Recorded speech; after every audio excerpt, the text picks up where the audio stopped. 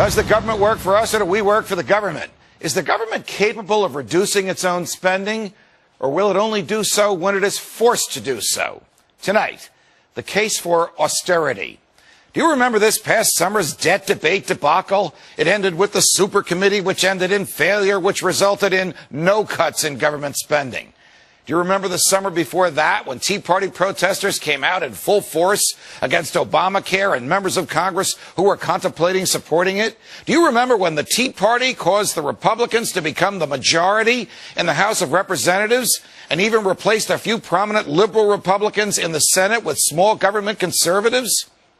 Where's all the raucous protest? Where was it when those who were elected to Congress in 2010 on the promise of reining in spending so spectacularly and clearly failed to do just that? Oh, it seems everybody wants something for nothing, and everybody wants something from the government.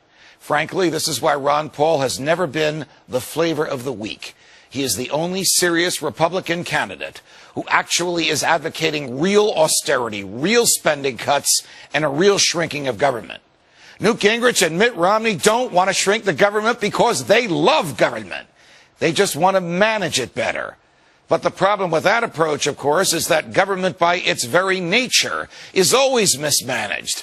The centralization of decision-making amplifies poor decisions while disincentivizing prudent ones. Unlike an individual or a well-run corporation, government is not motivated by how efficient it can be, but rather by how lucrative it can be for those associated with it and how those who run the government can stay in power.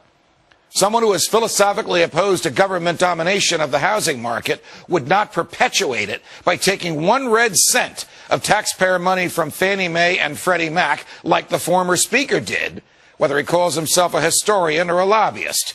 Someone philosophically opposed to government domination of the healthcare market would never offer up government as the solution to the problem of the uninsured like the former governor of Massachusetts did, since the problem of the uninsured was created by government's involvement in the healthcare market in the first place. The federal government does not need an efficient manager. That's a pipe dream based on the noble but flawed premise that government can be made to operate as a business. It cannot. Business is subject to the forces of free choices, supply and demand, and competition. Can you imagine the government subjecting itself to the forces of competition? Can you imagine the government permitting us to ignore it? The government's biggest sacred cow is, of course, the Pentagon. The mere thought of reductions in the growth of defense spending have the Washington careerists screaming bloody murder. Yet military expert after military expert, not connected to the Pentagon and not employed in the defense industry, has told us over and over again that austerity will force the government to do what Congress lacks the political courage to do. Stated differently, we will keep spending on bases we don't need, on planes that sit unused in hangars, and on military hardware stored all over the world, not for any national security interest, but simply because a congressman has earmarked it. We will do this unless we get serious about our future. $1 of military spending is not $1 of military strength, but it is $1 into the coffers of those who contribute to congressional campaigns. Think about it. Which is the greater threat to our national security? An impoverished gaggle of third world revolutionaries 10,000 miles away, or our own national debt? The answer, America, is obvious.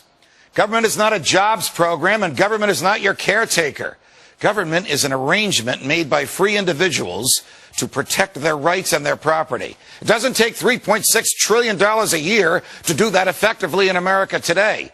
I doubt it even takes $1 trillion. But we must swallow the bitter pill of austerity now on our own terms, while we are still the undisputed leader of the free world and while we still have a constitution, so that we can restore our prosperity consistent with personal liberty. It is a far better option than waiting for the bitter pill of austerity to be forced upon us when our country has become a shell of the proud and prosperous nation it once was. Our cousins in Europe are learning that the hard way, even as we marvel at their sudden but inexorable demise.